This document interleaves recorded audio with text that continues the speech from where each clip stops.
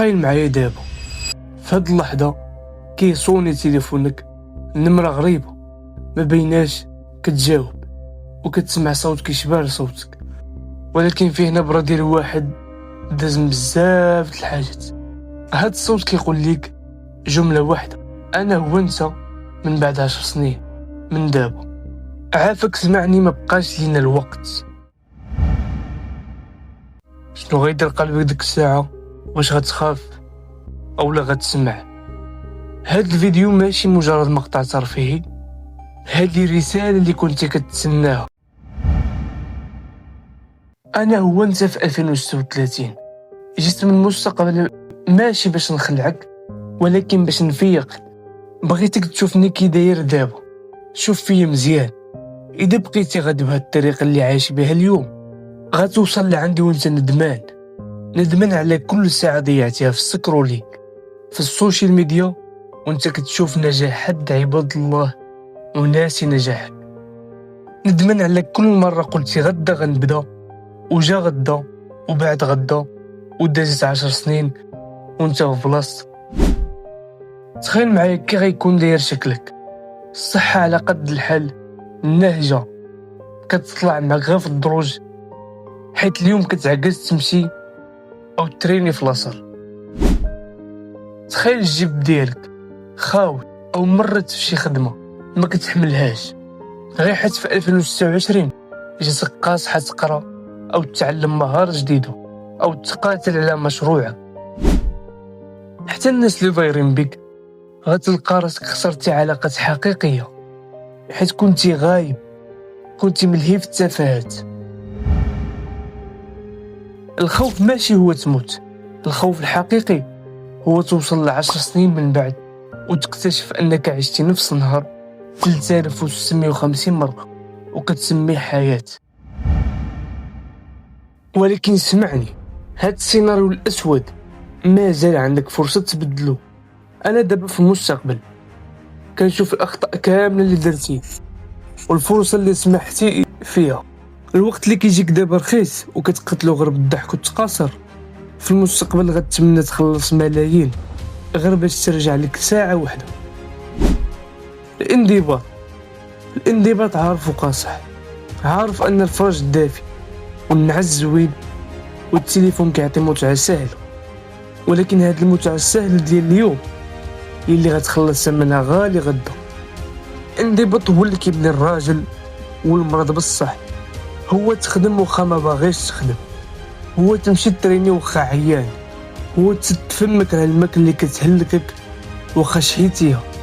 سمع ديفيد جوجلز اش كيقول على الانضباط.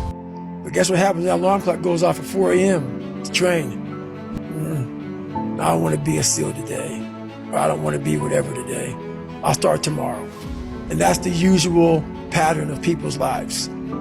That's why until you really want to do something, you're always going to be a talker. المال، الفلوس ماشي وسخ الدنيا، الفلوس هي الحرية، هي الأمل لكل والدي. إلا ما تقاتلتيش عليها دابا وانت في كامل طاقتك، غتولي غدا عبد لقمة العيش. العلاقات تهلا في الناس اللي كيبغيوك دابا، والديك، خوتك، صحابك بصح. ما تخليش الجري مورا الدنيا نسك فيهم، حيت نهار غتوصل للمستقبل غتلقى كاين اللي غادر هاد الدنيا وغتندم حيت ما عطيتوهمش وقتك. دابا غمض عينك لثانية وتخيل معايا السيناريو الثاني. تخيل راسك نضتي اليوم، اليوم وقفتي هاد الفيديو وجمعتي راسك، فتحتي التطبيقات اللي كتضيع وقتك وبديتي تخيل نتيجتك مورا 10 سنين.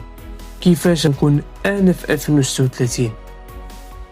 غتشوف واحد الشخص واقف صحيح، لابس مزيان، ضاحك، الثقة في عينين ديالو كتشعل. الشخص اللي قدر يبني مشروع من والو، حيت في 2036 قرر يسهر الليالي ويتعلم. الشخص اللي صحته في قمة العطاء، حيت في 2026 قطع السكر والسموم وبدا كيتحرك. الشخص اللي كيشوف والديه وهما فخورين به، حيت رفع عليهم راسهم. فديك المستقبل انا غنكون واقف وغنرفع لك قبعه وغنقول لك شكرا حيت واحد النهار شهر يونيو 2029 خديت القرار وما استسلمتيش. شكرا حيت بسبب القتال ديالك ديك الساعه انا دابا عايش مالك. المستقبل ديالك ماشي شي حاجه بعيده، المستقبل كيتكتب دابا بهاد الخطوات اللي غدير ملي غيسالي هاد المقطع.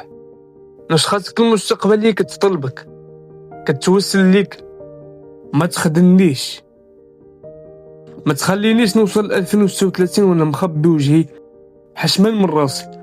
كل نهار كتفيق فيه هو فرصه جديده كتعطيها ليا. الانكار سهله، الاعذار سالت، والوقت ديال اللعب ساله.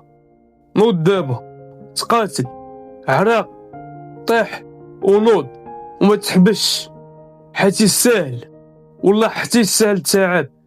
حياتك تبدا اليوم ماشي غدا. قرر بين يديك دابا، نوض تبدل. كان معكم أسامة إمبروف، سهلاو.